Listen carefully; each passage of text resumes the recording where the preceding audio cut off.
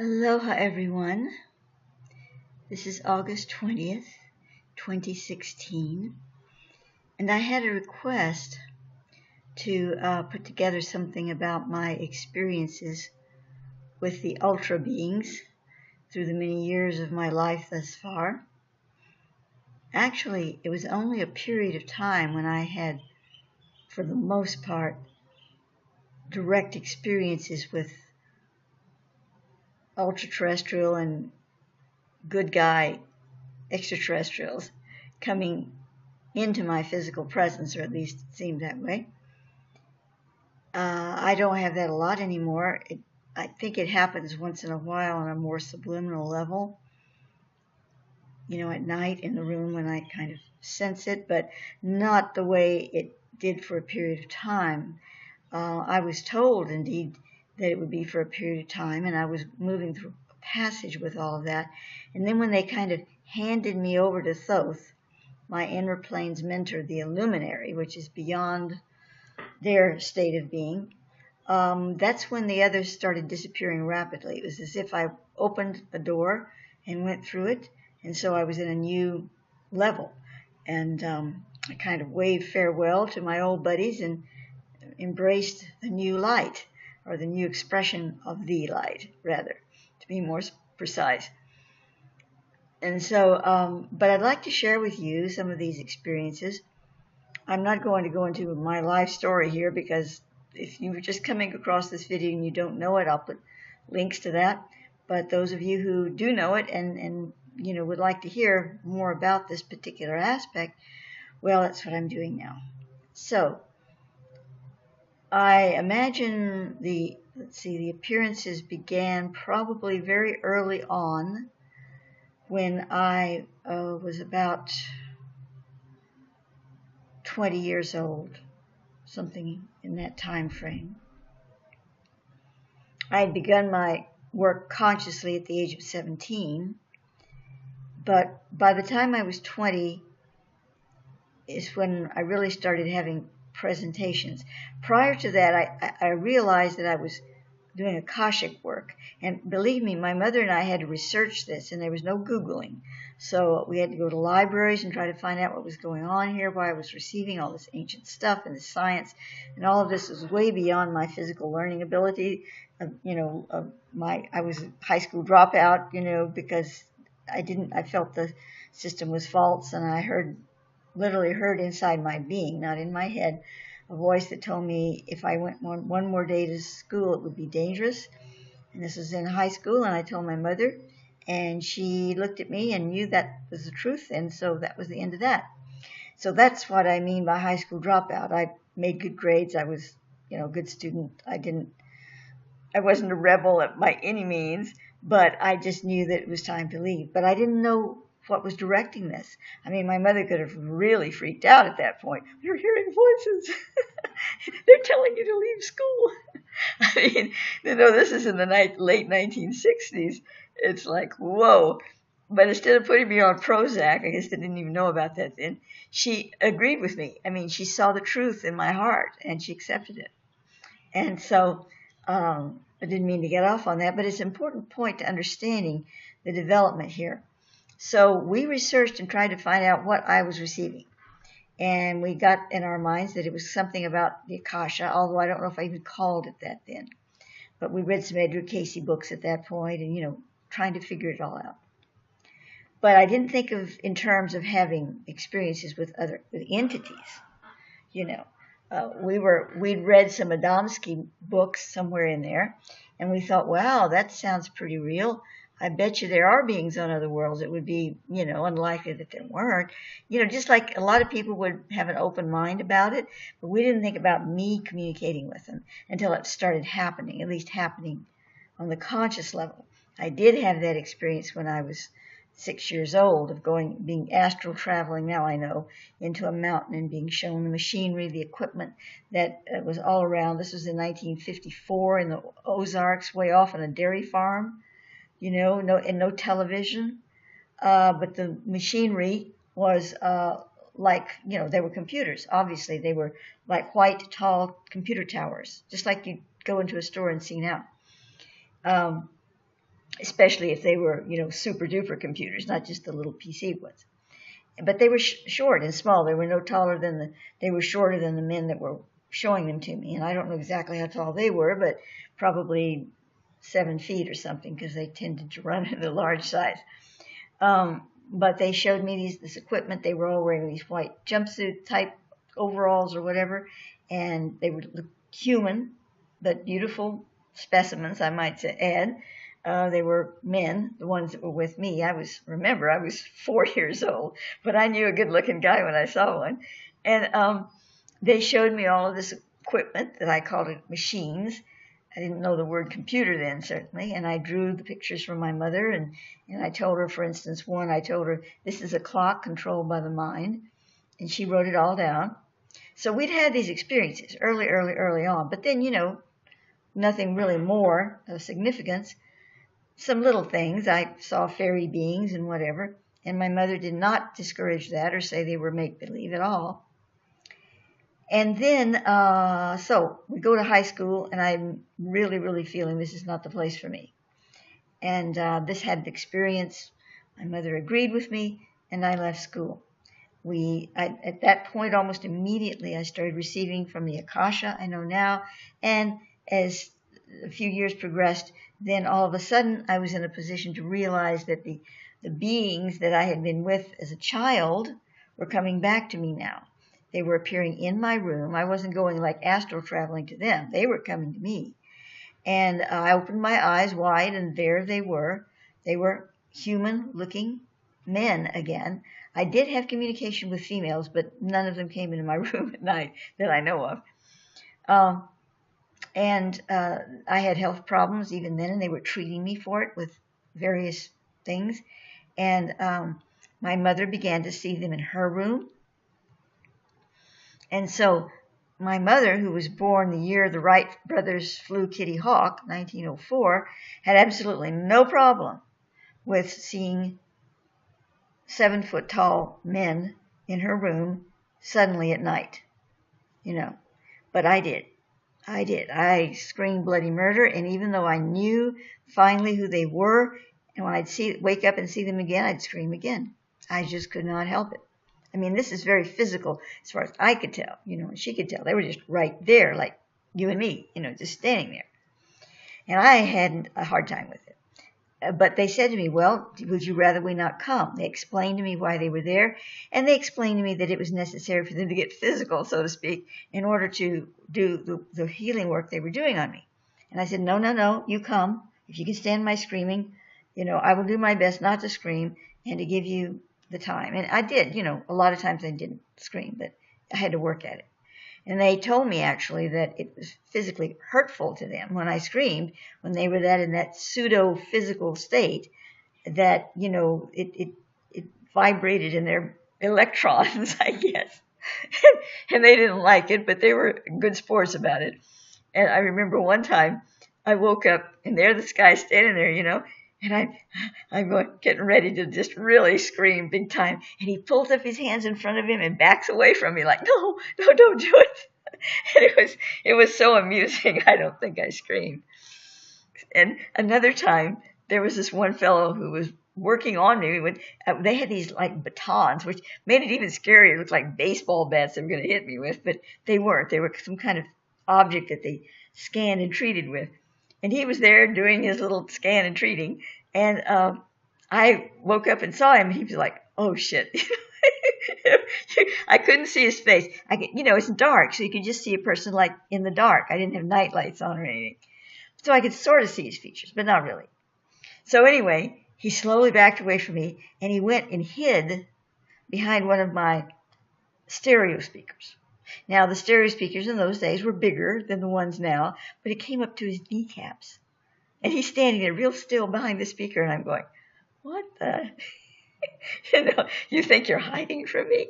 And later I asked Noelle, the one that I could communicate with telepathically, I guess you'd call it, what was this business about? I knew the guy's name. I can't remember it now, the ET's name. And I said, why was he think he was hiding behind that little speaker?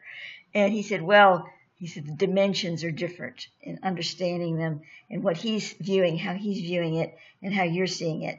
Because they didn't just physically walk into the room. They're not as physically there as we think. They're physical, but they weren't there on the level where everything looked normal, like with my eyes. So it was difficult for him to tell the height of the speaker. So that's where that came from. Let me think of another story or two. Okay. One time,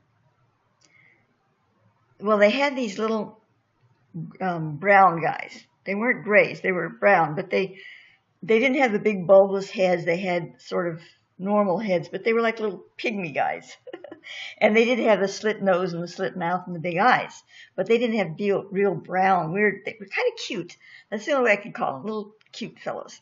And they were, once in a while, I would see these guys, and the ultras would tell me that they're okay, they're fine, they're kind of helping them out. They're helpers. That's the way they explained them. And I don't know what the arrangement was, but that's what they called it. So one night I was lying on my back in bed, and I looked up. I opened my eyes suddenly, and I looked up, and I had been rather ill. In fact, I think I can't remember, but I had been I had like flu or something, and I was having difficulty breathing. I was all propped up on pillows, and so I had finally gone to sleep. And I woke up, and here's this little brownie hanging above me, like the angels in the children's plays, or Peter Pan or something, on strings, only I don't think he was on strings. And he was hanging above me, and he had, I swear to God, he had these long tongs, or like popsicle sticks, only really, really long, coming out of each finger. And he had the fingers over me. I mean, it was bizarre and scary, these fingers, holding these fingers out with these long things coming out of them over me. Well, at the very moment I saw him, my mother came into the room. She saw him. I saw him. I screamed. She didn't. And poof, he was gone. We compared notes. She saw the same thing, the little thing, the popsicle sticks coming out of the fingers, the whole thing, the same thing I saw. I asked Noel about it, and he said, well, it's a healing thing. He says, I know it looks strange to you, but, this is something we're doing to try to help you. So I felt like Little Red Riding Hood saying, wow, what large teeth you have. But anyway, so that was that story. Now, you see, my mother and I could see them together. This is a cool thing. We could see them separately, and we could see them together. There were other occasions, very few, but there were occasions where she came into the room and we saw them together. She was almost always prompted, and I think she probably was always prompted, because it couldn't have been a coincidence that she entered right at that time, but she didn't usually realize she was being prompted. Except one time that I recall, when my physician, Ramul, now he had these other, guys doing things for him, I guess his understudies or whatever, his flunkies, working on me. But once in a while, Ramul, the big guy, the main physician, would come. And big, tall fellow, long blonde hair. What I could see of him, really, really beautiful features.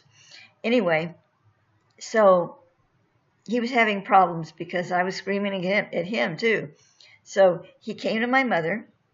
She opened her eyes, and there he was, and he communicated with her telepathically. Would you please get up and come into Christine, that was my name then, Christine's room with me, and maybe if you go in first and I follow you, she won't scream. Now, he didn't say all of that. My mother said he just prompted her to go into my room, but so I'm misstepping by saying that he said all of that. But we both surmised afterward that was the message, okay? So my mother comes into the room first. I immediately wake up. These energies wake you up instantly. I immediately wake up. I sit up in bed, and there's my mother coming into the bedroom. Well, no problem. I'm not going to scream at my mother. But behind my mother was this 7-foot-tall guy with long blonde hair, and he was coming in behind her. Then I screamed. They just could not get me to stop screaming. I was embarrassed afterwards. It was like, oh my gosh, I'm so sorry. But it happened. What can I say? So that was the time that we definitely both saw it together. Then there was, well, this other aspect of it. First, I need to explain a little bit. I reached a stage in this after a few years where I started, my mother and I together started having some negative experiences. We saw the little, we never quite saw them. They were kind of there, but not there. We surmised after studying and reading about it that they were these gray ones, you know, at least the ones that were trying to take us off and do experiments on us, I guess. And they would kind of show up, and then they would get kicked out, basically. They couldn't stay. And I asked Noel about that, and he said, you're going through a phase, a period of transference of energy into another stage, and in the between that, there's a gap where these guys can show up in your space. He said, you know, it's just, that's how it is, but we are protecting you from being taken or, you know, intruded upon any other way than they kind of get in for a minute or two and then they're booted out. I mean, I say booted out. I don't mean they go flying through the wall or anything. They just don't get to stay. So he said, but if everyone is sort of resistant, you know, gets through by us, he said, just call my name, Noel, okay? So one night I woke up, and this little fellow, it wasn't a big, tall gray or even a little gray. I don't know what he was. He had a helmet on. I swear to God, he had this helmet on. He was little, very little, but he was strong. And he was pulling on me, and he was starting to levitate me. And I knew this was not good. And I just called Noel's name, and immediately this thing just went poof. It turned into so much pixie dust. I mean, it didn't, but it just disappeared. And that was that. And Noel later confirmed it was, you know, that he was an intruder, and it was a good thing I called on him. That's the only time I recall any of them having physical, you know, laying on of hands, so to speak, with me. So anyway, these were rare occasions. And it was only during this period of time that they told me about where I was passaging through. So my mother had a few experiences too, at least one that I recall. I'm not sure if there were any others, but this one, we had it together. I came into her bedroom and said, for some reason, I feel I need to sleep in here with you right now. She said, okay, crawl in. So we were in the same bed together, and I'm sure I was prompted to do that, but I didn't remember. I was sort of half asleep. I just came to sleep with Mommy, so I did. And we woke up at some point. Well, my mother was waking me. She says, wake. And I did wake up, and she said, look. And we both sat up, and she held me close to her. I'll never forget this. And she pointed into the hallway. The door was open. She pointed in the hall. She says, listen. And we could hear sort of scuffling sounds and mumbles. And then we just went to sleep again. And in the morning, I asked Noel, and he said, yeah, there were some intruders, and we were physically, there was a physical block that needed to take place there. Why there was that sound, I don't know. I can't imagine them doing fisticuffs with him. That certainly wouldn't have happened. So I don't know what the sound was that we interpreted as that. It was obviously not that. But there was an energy being generated to stop them because apparently they were really intent on getting us that night. And so, you know, there's a lot of blank spaces in this. Why did they want us? And I feel very certain, well, how can I say certain? I can't be certain of anything. But in my heart and mind, okay, I feel certain that we were never tampered with. But they sure tried.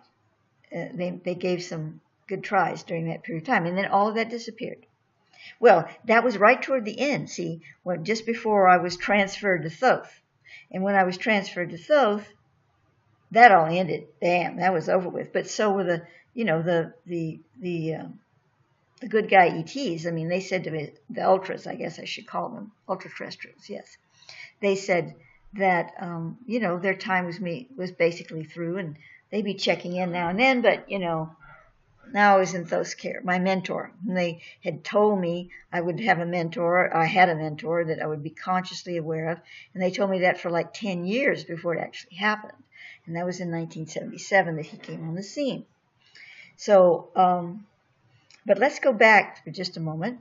And because I have a few more of those stories to share with you.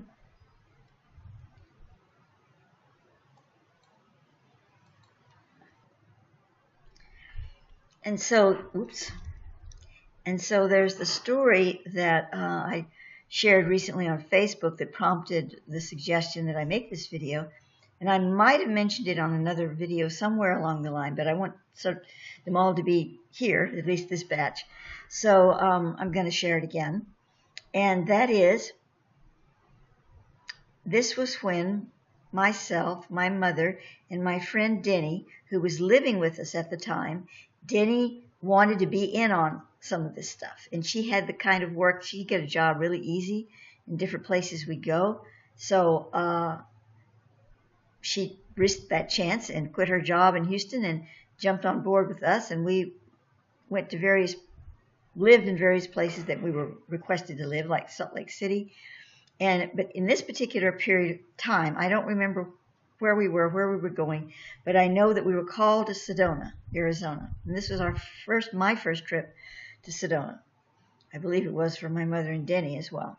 Well, I know it was for my mother. So anyway, we went to Sedona, and I don't remember what the mission was. But our first night in the motel, my mother and I had one bed, and Denny had the other.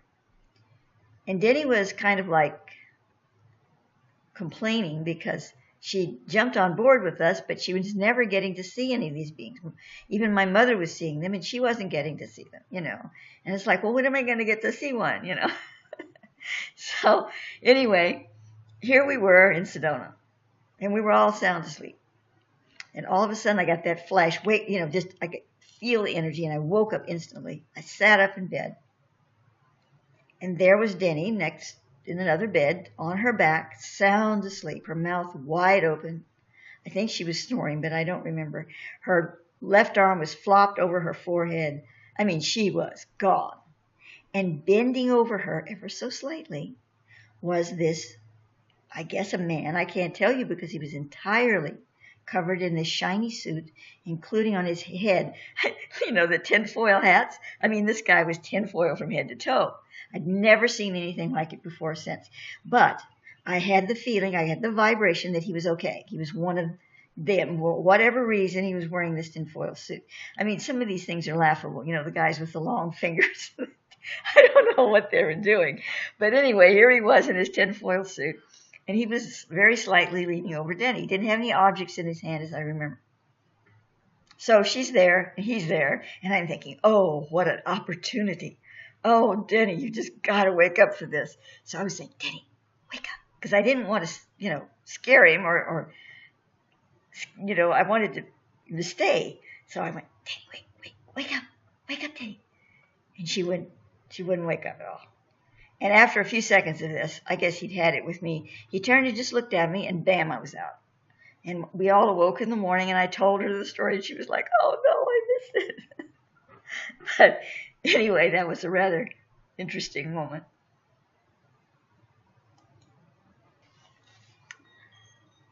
So when we lived in Salt Lake City, where we were requested to go 4 different times. I lived in Salt Lake City 4 different times in a very short period of time.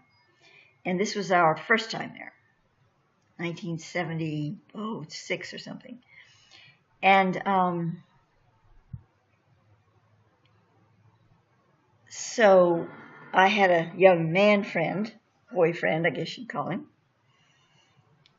although it was not a conventional type of relationship, but we were still very close.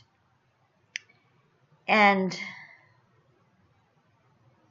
maybe I should explain myself. It just wasn't, an intimate relationship, but we were very close and loved each other. So anyway, there we were.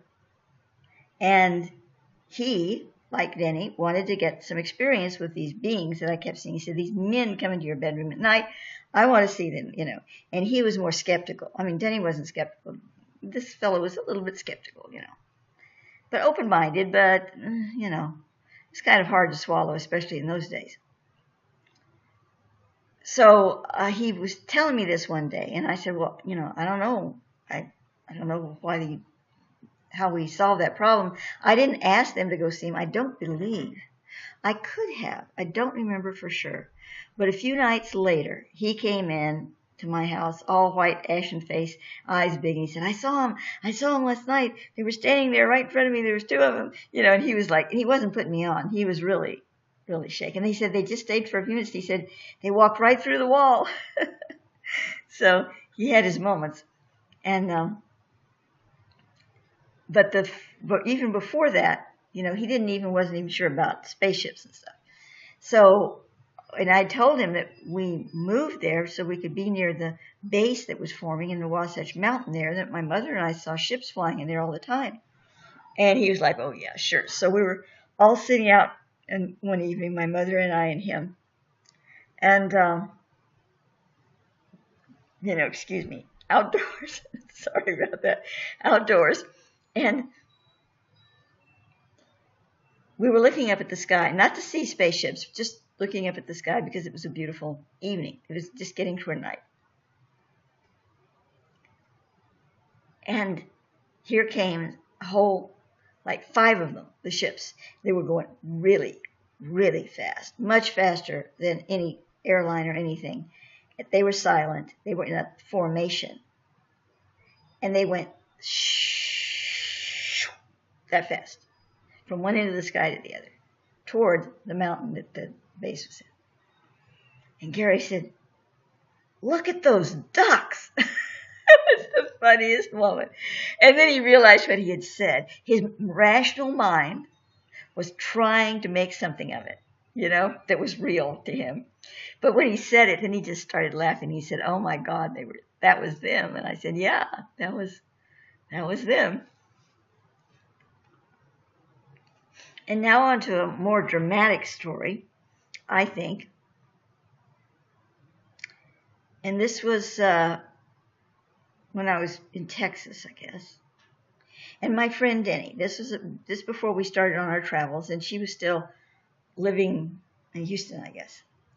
But she was, really interested in what I was doing and believing in everything and whatever. Well, she had this little nephew, and he was about 4. And now she was a very, very intelligent and self-educated woman. And she had good jobs, and she looked like the kind of person you'd want in your office management, But she came from a very poor family in East Texas. If anybody knows anything about Texas, East Texas is where the very poor families are. And there's no fault in that. A lot of poor people these days. But, they didn't have the benefit of getting out in the world, the benefit of not only education, but being able to expand one's, field of reference. If they'd had the ability to, they'd probably have a lot different orientation of thought. So that said, they had a very narrow bandwidth of thought. So her nephew, she adored her nephew. So he was 4, and he didn't talk right. He just, he couldn't talk. And the doctor said, well, they examined him. They put him through all kinds of tests. They said he had a certain type of language deficiency, something in the brain. He said usually people with that, they don't get much better. Well, they get some better. With a lot of, expensive therapy, they can get better. I don't know what it was. I can't remember the name for it, but it was kind of a rare thing. It wasn't just that he was a late learner. He had a diagnosed problem. Well, this poor family couldn't do anything about that. So the little kid was basically just there, murmuring to himself. Well, Denny could understand certain things. He had a way of doing some sign language, and because he was intelligent, he wasn't retarded. And so she could kind of, get something from him. But she was very concerned about him, and she knew the ultras were treating me. So she asked me if I would ask them if they would treat her nephew. I can't even remember his name now. So I asked them, and they said, we'll work with him. Well, I don't remember. I think it was like 2 weeks later, Denny saw her nephew again. And of course, she didn't dare tell his parents anything about this. They were like fundamental Christians, okay? So the little boy comes up to her and starts doing his little hand talk and his words that she could kind of understand at times when combined with the hand signals. And he's real excited. He comes to her. She doesn't prompt him or go to him about anything. And he says, this man was in his room, but he's excited. He's not afraid. He says, this man was in his room, and he had this thing he puts on his mouth. He has this thing on his mouth, and he shows like a baseball bat. He was carrying one of those things that you analyze and heal with, and they would often wear this, when they did that, they would wear this thing over their mouth. It was like a mouthpiece of some kind. Again, these are the craziest contraptions. But they wore that, and they carried the bat, okay? And this little boy, this 4-year-old boy, who lived in East Texas, who knew nothing of anything, and I don't think they even have a television, came willingly to his aunt and told her this, that this man in his room with this baseball bat and this thing over his mouth was there. He liked this man. He wasn't scared of him. You'd think he'd be freaking out like I was. He wasn't screaming at him. He liked him. So who knows what else went on in communication between the two? Well, that's surprising enough. But as time went on, and not very much time, about 6 months, the little boy started talking and talking and talking. And the doctors were like absolutely amazed. End of story. I don't know what happened to the boy, what his life is like now. He's a grown man. But, because I've lost contact with Denny, but it's quite amazing. One other story sort of like that, when I was living in Salt Lake City, I had a friend who had a little girl who was dying in the hospital. She had, it wasn't a disease. It was something that had happened to her. Not an aneurysm. It wasn't that. I can't remember what it was. But they were trying to save her life, but they didn't think they could do it. She was really fading fast. And she was, again, 4 years old. And they asked me if I would go to Thoth, because this was my Thoth period, and ask him if he could help her. So he said he would try. But he said, in order to do this, he asked that the parents and my friends and all these people talk to her in her higher mind self. Don't even have to physically do it. If they could do it, that's good. But, on a higher level, because she was comatose. She was out of it totally. And tell her that they understood that she was thinking of leaving now, but that she might want to reconsider, because there were some very good things that she could do in this lifetime. Now, he wouldn't have said that if her time was really up, okay? He would have just said, I'm sorry, I can't do anything. So he knew that there was, she could turn this around, or he wouldn't have interfered. He wasn't interfering with any divine plan. So he said, talk to her on this level and continue to do so as much as you possibly can while I work with her. Well, that was that night. And they were giving her hours to live. The doctors were. The next morning, she sat up and said she was hungry. She was well. The doctors checked her out. They couldn't find anything wrong with her. They were just, again, absolutely amazed. Now, I didn't follow up on the story later, so I don't know what transpired later in her life, but that was what it was. So you have to wonder, it begs asking, why the heck am I not getting healed here? But, that's my karma. That's my inability to connect to my higher self. That's a lot of things. And, if we have these obstacles, nobody can help us if we can't find the reasoning within our inner being. Thoth told me, even then, he said it's so much easier to help children, especially really young like that. That's why the healings were so dramatic. If it had been an older person, he said it may well not have worked. So, that's the difference. So those are those stories. Let me see what else. I know there's more. Okay, let's go inner earth for a minute. I did have a lot of inner earth experiences. What I perceived now, I didn't have the terminology then, but what I think now was remote viewing. And there may have been some astral travels as well, but mostly I believe it was remote viewing.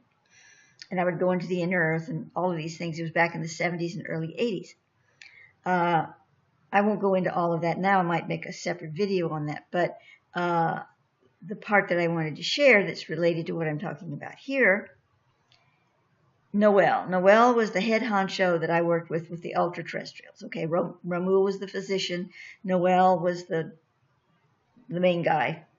And then there were others. I can't even remember their names now. But okay, so where was I? Yes. So Noel, one time, we were communing about something related to my health or whatever. I don't remember. And then I just said, Noel, where are you? What do you do in your spare time? I mean, it's a fair question. And he said, I actually, during this period of time, not just working with me, obviously he was doing other things as well, but with this planet, he said, I live in the inner Earth. He's from Rigel, from Ryan, but, he lives in the inner Earth during this period of time, however long that may be. And he went on to say he had a home there, a house, a home. He didn't say if he had wife and kiddies. I don't think so. I think he was on tour, duty tour. But in any case, he said, what I like to do is I like to collect ancient artifacts of this planet. I thought, wow, that's pretty cool. And so he started telling me about some of the artifacts he had. And he said it's very easy to collect them because I didn't really question how he got his hands on these things. I'm sure it wasn't the black market, but I think he was time traveling. Now, when I think back on it, I really believe he was like taking a little journey into another time zone, bringing it back to his home. Anyway, I imagine it was not frowned upon, or he wouldn't have done it. This is probably okay with his patrons. But so we talked about that. I can't remember all the details, but it was a very friendly, cordial, even chummy, if I may say so, conversation mentally with this being from another world. But, these beings are very, very, very much like us. I mean, they think like us in a lot of ways, only without the polluted thought. They don't have that. I don't mean that, but they can get down with us and talk. They're there with us, and they look like us. They're a little tall, but they're people that tall walking around. So it was very enlightening because after that conversation, I always thought of him as my friend. It's interesting how conversations with people that maybe you didn't know really well before, but then you sit down and you have this really good conversation with them, and then you feel like they're your friend. Well, that's what happened with me and good old Noel. Okay, I'm pretty sure I shared this on a video a while back, but I will repeat it here. This is a rather dramatic story. Scary. Well, it was scary at the time. And all the scary part happened because I didn't do what I was warned. Well, let's put it this way. I did what I was warned not to do by Noel. He told me, no, no, no, no. And I went, yes, yes, yes, yes. And I did it. So here's the way it goes. My friend Denny, she had been with us, traveled to Salt Lake and all this. Now, we were back in Carmel. We were in Carmel, California, doing some stuff there, and we were living there, my mother and I. Denny had since met this fellow, and she decided to have a relationship with him. He was more kind of a sugar daddy deal. Denny was quite open and honest with us and with her sugar daddies that they were sugar daddies. They were not loves of her life. And they were usually much older and had funds. So anyway, she found a new sugar daddy, so she went off with him for a while. But we were in communication, and I had met the fellow. His name was Bill, but there are a lot of Bills. So, his name was Bill.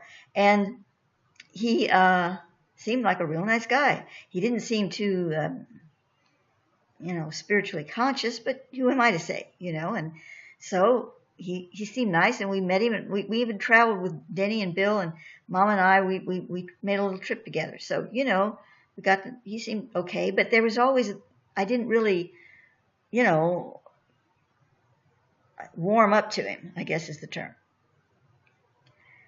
So she went off to live with him in Phoenix, I think it was, and my mother and I were in Carmel, California. Well, those days you had to write letters, physical letters to each other. So she wrote me a letter, and she would write me several letters once in a while. Not a lot, but once in a while. She would say, oh, it's nice, everything's fine. She'd always write one if I wrote her first. So she'd, I'd say, how are you doing? How's life? She'd write back, say, hey, everything's fine. Not a lot of detail, just that. So I figured she's fine, and that's the way it is. One day, okay, wait, another thing. She had this guide called, his name, he gave, of course, they made up these names for us, I'm sure. Ishmael. Ishmael. They got very biblical. And Ishmael only talked to me. He couldn't talk to Denny because Denny couldn't hear him. So there was very rare occasions. He'd come to me and say something, but she was thrilled that she had her own person, her own guide. And I don't know how that's set up, why that's set up. I don't know. I don't even remember much about it, but it did. So it didn't happen often that Ishmael would come through, and it hadn't since she'd left. I mean, nothing. And it'd been months, like, I don't know, 4, 5, 6 months went by, and all of a sudden, one day, boom, Ishmael was talking to me, and I'm going, oh, long time no see. In fact, never no see, because I never saw him. And he started talking to me, and I was alarmed because he was saying very briefly, I mean, he didn't say much, but he got my attention because he said that this is the way I received it. Denny's life is in danger. She must leave Bill as soon as possible. Oh, my God. I mean, here I get this message. What am I going to do with it? I'm not a person who interferes with other people's lives. And I don't go, oh, I'm the channel. I'm going to tell you, you're going to have to do this. I'm not going to do that. I was like, she's been writing me these letters and she says, everything's fine. He would not leave me alone. I don't mean he was strong-arming me or anything, but it was just like, Maya, please, please. I was not Maya then. I was still Christine. Tell her this. Tell her this. It was like one human being to another. That's the way it felt like, please. Well, these people, beings, whatever you want to call them, had been friends of mine for years. I trusted them. They never led me astray. So I bit the bullet. And I mean, this was after like 4 or 5 days, but it was urgent. See, I couldn't think it over very long. I wrote her a letter. It's the only way I could get in touch with her. I had to mail it. She had to wait to receive it. Okay, about 5 days later, I get a phone call from her, and she's calling me, and her voice is shaking. She says, I'm in a payphone. I'm in a payphone. I managed to get out of the room long enough to call you. And I'm going, the room? And she says, yes, he locks me in my room. And I'm like, oh, my God. And I waited 4 days to mail this thing. Well, she's crying because she's told no one. So she knows this is for real. And she says, I've got my things packed, little baggie or whatever she's got that she can take with her. I've managed to get away. Oh, so I said, well, wait a minute, where are you going? And she says, I want to come to you. I want to come to you. I don't have any place to go. And I'm going, yeah. And I checked in with Ishmael because he seemed to be pretty much there right then. And he said, no. It was not Noel, it was Ishmael. No. Do not have her come to Carmel. She's to go to Sedona, Arizona. And if you recall, we'd been to Sedona once before. So I told her that. And she said, but I don't know anybody in Sedona. And I said, well, that's what he's telling me. You need to go to Sedona. And she was crying, and she was shaking, and she was trembling. She says, I want to come to you. I want to come to you. I said, okay, Denny, come to me. Boy, was I making a big mistake. We were both two dummies because why didn't it dawn on us that he would know where she was? I mean, so she gets to me, and 2 days later, he shows up at our little tiny little cottage, banging on the door, screaming at her, I know you're in there, come out. She dives out the back window, gets in her car, and drives off. Well,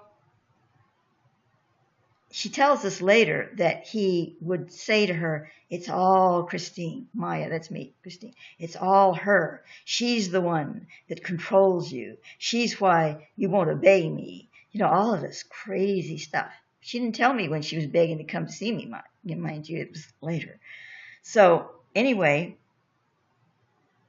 Bill doesn't just go home. He hangs around. So Denny finds a place to live in, we're in Carmel, so she goes to Grove or something. I can't remember the name. It's very close by, another town. She gets a job. She gets jobs easily. This is about a week later. She's already gotten her job. She's going to work. She comes out to get to her car, and Bill's waiting for her with a shotgun. And he shoots her in the leg. And she calls me from the hospital. She says it was a grazing blow. They had to take some buckshot out, but she's fine.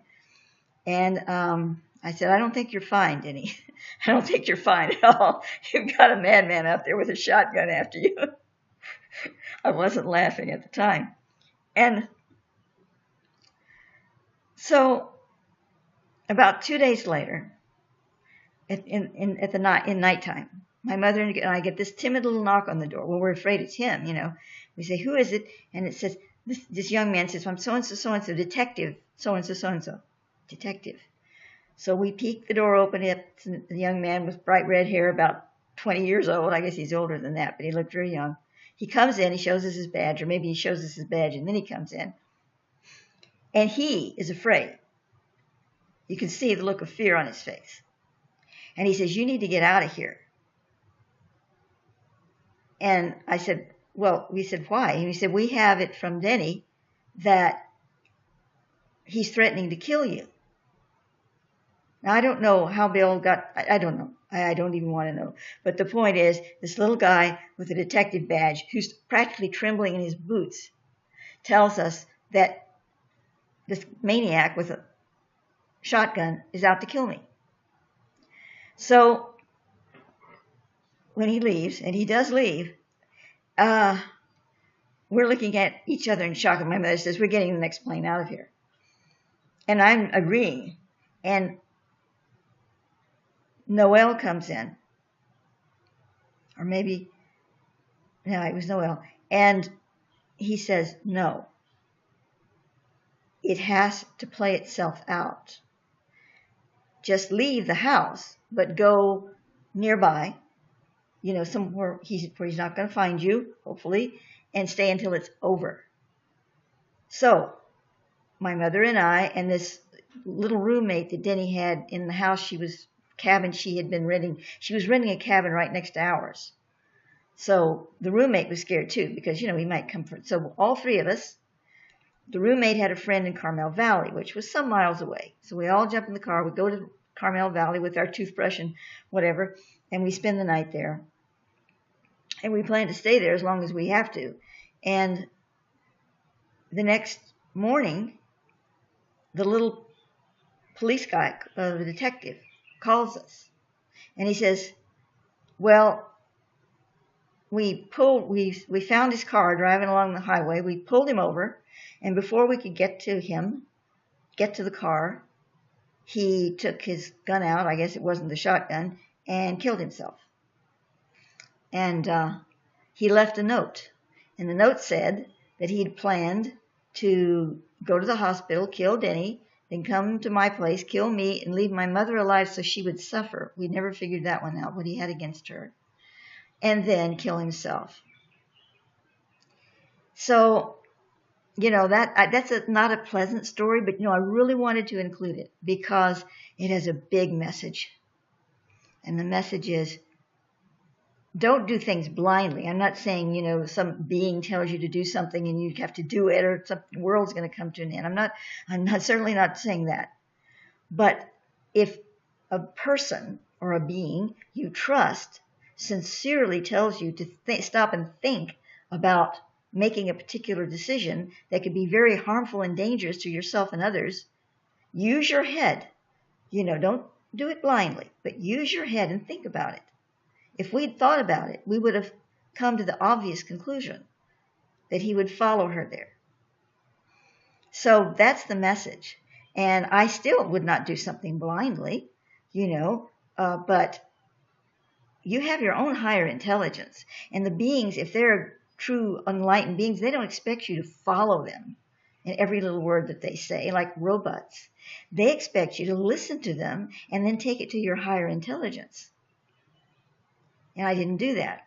Well, part of me could say, well, Bill's dead because I didn't do that, But I've had a lot of years to be with this, and I really don't think that's the case. What I was shown by Noelle, the little I was shown, was that this had to play itself out, and that Bill was going to play it out in one scenario or another. If it wasn't there in Carmel, it would have been someplace else. Now, I can't know that. We can't second guess everything, But I've turned it loose. Still, I feel I've learned my lesson concerning it. So that's that. Well, no big other stories are coming to mind, although I'm sure there are those that I've maybe just forgotten. And I don't want to leave it on such a sort of downer story. So I'll fill in just a bit in saying that, or leave this as the last word on the subject for now. When we lived in Salt Lake City, especially that first time when they were building that base in the mountain, however they build, we would see them coming and going to that mountain all the time. And we had to wonder how many people else saw them. Of course, this wasn't in the day of the cell phones and the little cameras. You could just, take pictures and put it up on YouTube. And so who knows who saw it. But it was happening a lot. And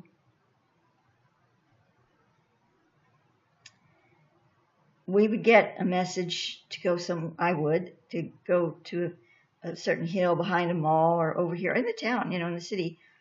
And we'd stand there and they'd say, wait for it. And here they'd come. 1 or 2 or 3, not the whole horde of them.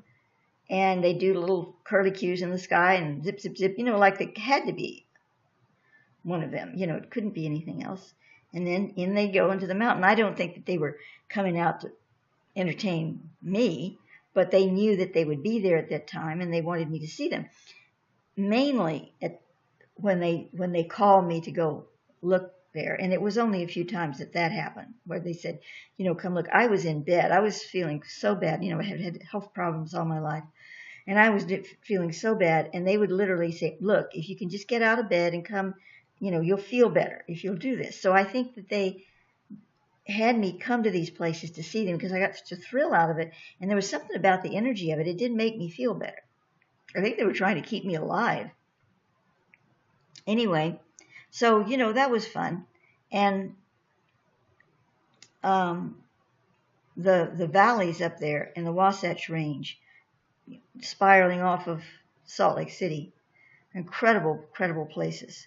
According to my sources, Salt Lake City is a major place on the planet. Not the city itself, but, the location. And I can't even remember all the things that they used to tell me about it. But there is a portal point there that they called the Tri-Gate in one of the valleys.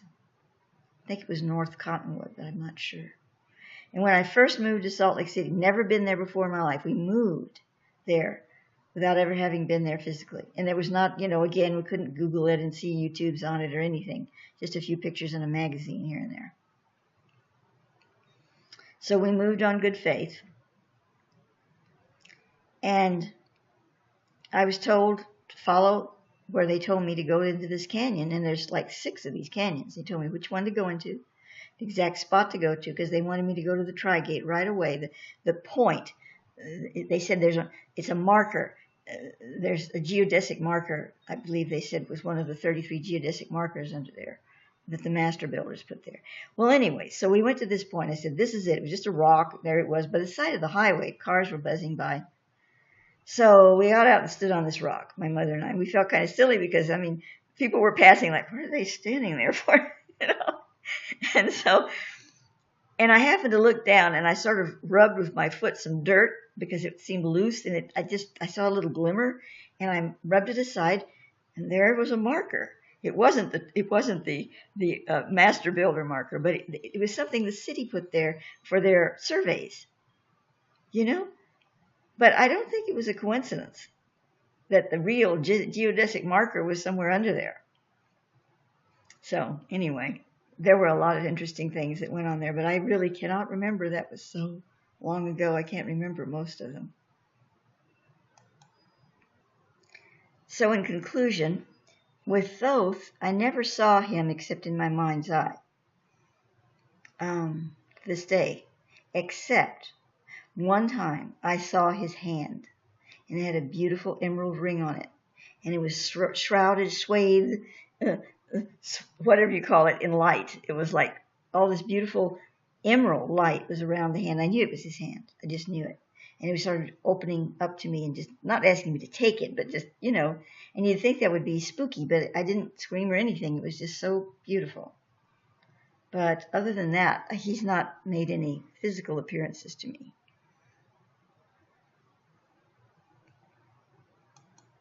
Well, chatty me, I forgot to show you some pictures. Just a few that I had here that I wanted to share with you. Not too many, because I know this is getting long.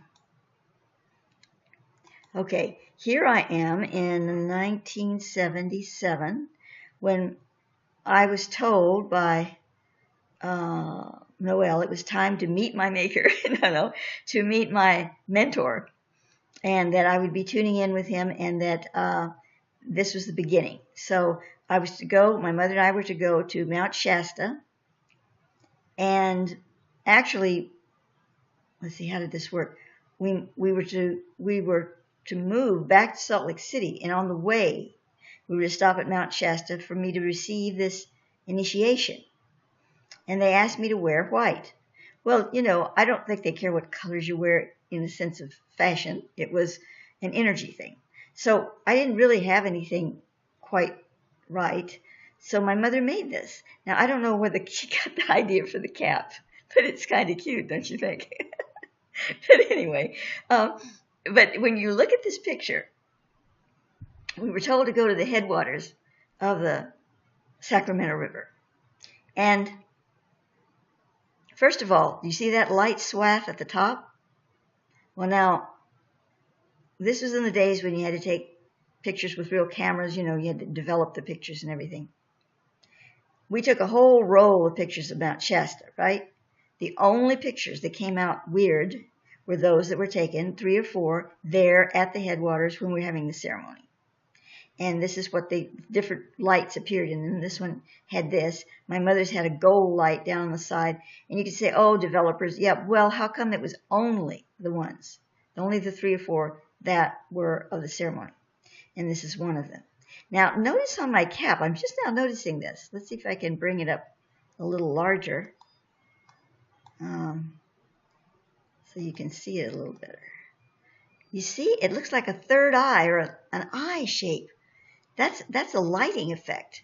That was not in the cap, I assure you. Just a little simple cloth cap my mother made me. I'm just now seeing that after all these years, but there it is. Pretty cool. Okay, that's one picture, and oh, I don't know. I was just going to bring this up while I talked, and I forgot to do it. That's a composite I made. Many of you probably seen it. Little me in the corner working away, my channeling. No, this is before that, but I was always a writer one way or another. And young me, before gravity got the better of me, with the lion medal around my neck when I was doing my spiritual work with all the beings. And older me above, taken about 2 years ago, I guess.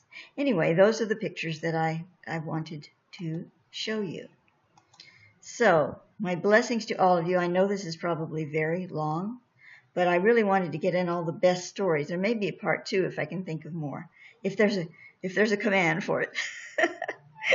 Anyway, thank you all for listening, and I hope, it was entertaining and perhaps even enlightening.